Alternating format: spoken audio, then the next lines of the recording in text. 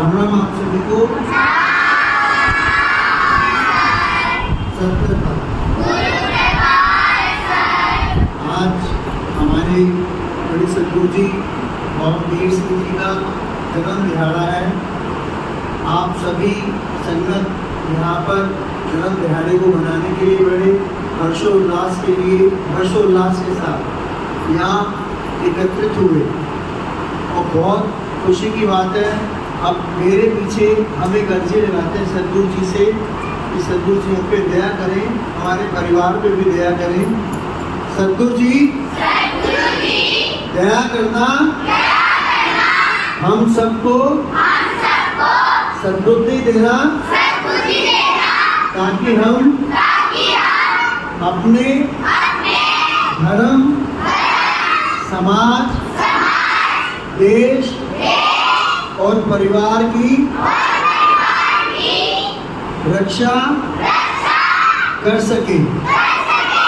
दया करना, आप सदा हमारे अंग संग रहना, हमारे घरों में सुख, समृद्धि और खुशहाली देना। दया करना सदगुरु जी हमारा विश्वास और हमारी आस्था आपके प्रति सदैव बनी रहे। दया करना, हम इस दरबार में आते रहे, हर संडे सत्संग में जरूर आए। दया करना सदगुरु जी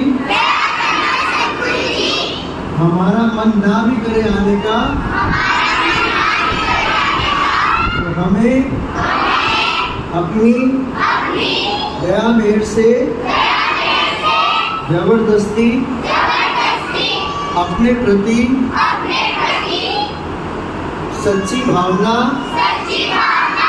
और श्रद्धा दिखाने के लिए बुलाते रहिए। दया करना सदगुरु जी।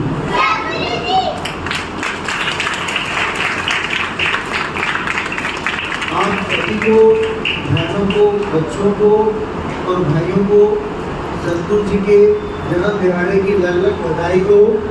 और मैं आप सबसे यही उम्मीद करता हूँ कि आप अपने बच्चों को सदगुरु जी के बारे में, राम जी के बारे में, कृष्ण जी के बारे में, बजरंगबली जी के बारे में, जो जिस गुरु को मानता है उसके बारे में अपने बच्चों को जरूर घर में चर्चा का विषय बना के रखें।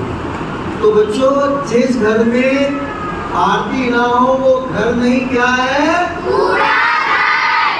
तो वो कूड़ा घर है या घर है आपका? आरती होती है? सच्ची में?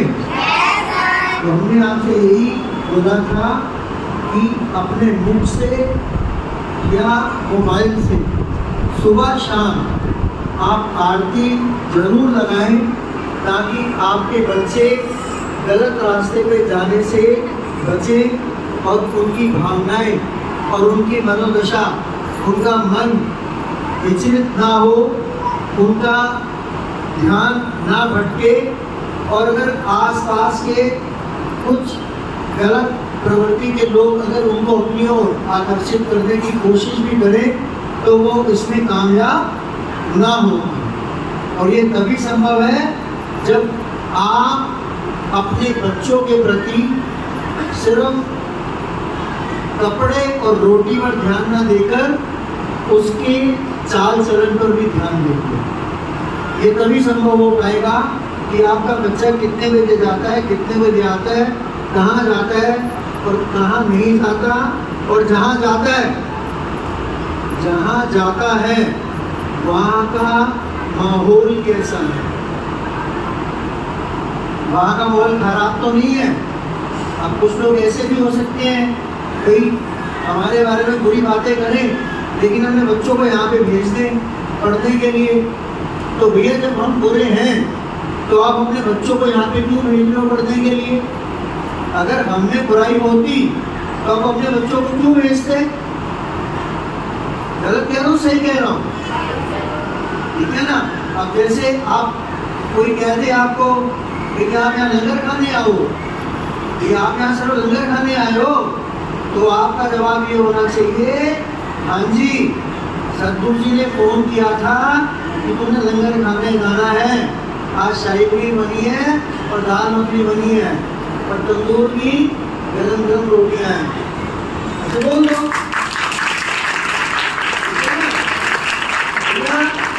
हमारे भाग में अगर लंगर लिखा है तो लंगर खाएंगे।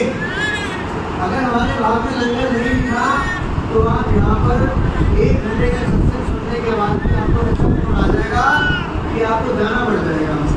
तो हम लंगर के योग्य नहीं थे, आपकी मनोदशा ऐसी नहीं थी। सतगुरु जी ने बच्चों से आपको सुधार करना है। अभी अमृत जैसा लंगर आपके अंदर नहीं डालना तो नहीं जाएगा। तो जो लोगों ने यहाँ पे आना बंद किया, हमें उसका कोई एतराज नहीं। क्यों नहीं है? कि भैया सतगुरु जी की इच्छा नहीं थी तो वो नहीं आना।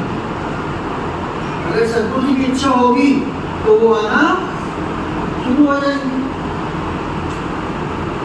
तो इसलिए आप अपने बच्चों का ध्यान रखना जरूरी है। बजाय कि उनको फ्राइडे मार्केट संडे मार्केट से कपड़े दिलाने की बजाय, गोलगप्पे दिलाने की बजाय, ये तो देखो कि आपका बच्चा आपसे किस भाषा में बात कर रहा है।